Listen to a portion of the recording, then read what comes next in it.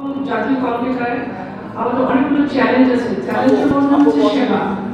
সেবাটা হচ্ছে যে আমাদের রোভার বা যারা রোভার স্কাউট তাদের সারা জীবন ব্যাপী যতদিন তারা স্কাউটিংয়ে ছিলেন তারা হাতে কলমে অনেক কিছু শিক্ষা লাভ করেছে, যেটা জীবনমুখী শিক্ষা, যে শিক্ষা তাদের নিজেদেরকে ডেভেলপ করে এবং অন্যদের ডেভেলপমেন্টে সহায়তা করে। সেই সেবাগুলো হচ্ছে এখানে।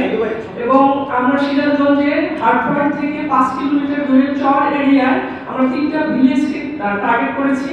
সেখানে আমরা ভিজিট করে দেখে এসেছি এবং সেখানে যারা নিডি পিপল হেল্পলেস তাদেরকে আমরা বিভিন্নমুখী সেবা দিয়ে থাকবো।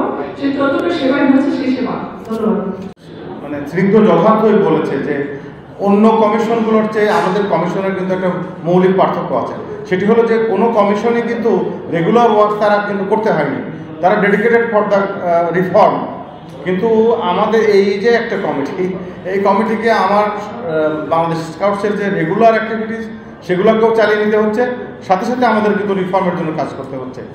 এই একটা বিশেষত্ব কিন্তু আছে। আপনাদের বিবেচনার জন্য আমি এই তথ্যটা বললাম, যেটা স্নিগ্ধ উল্লেখ করেছেন।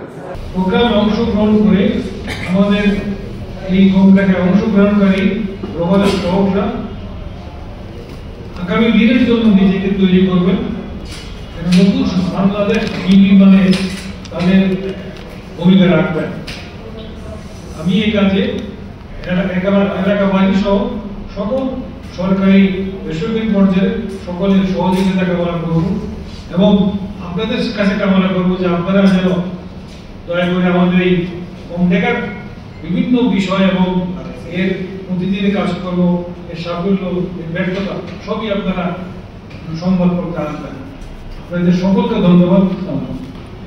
স্কাউটিং এর ক্যাম্পে সবচেয়ে চ্যালেঞ্জিং পার্ট হচ্ছে accommodation and site operation. Site অপারেশনের দুইটা কম্পোনেন্ট থাকে, একটা হচ্ছে স্যানিটেশন, একটা লাইট, বিদ্যুৎ ব্যবস্থা।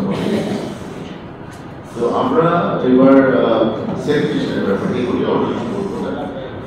আমরা চেষ্টা করেছি এটাকে একটু আধুনিকীকরণ করার। আমাদের এক একটা টয়লেট ব্লকে আমরা 10টা 20টা করে টয়লেট, তার সাথেই ওয়াশরুমের ব্যবহারে কি বলে শাওয়ারের ব্যবস্থা, এবং আরেকটু কাছাকাছি দূরে যে আমরা কিন্তু হাত ধোয়া, মুখ হাত ধোয়ার জন্য ব্যবস্থা করেছি। স্যানিটেশনের মূল প্রবলেমটা দেখা যায় দ্য ইউজ অফ ওয়াটার। এটা একটা সময় যে বিভিন্ন ক্যাম্পে আমরা দেখেছি যেটা ওভারফ্লো করে।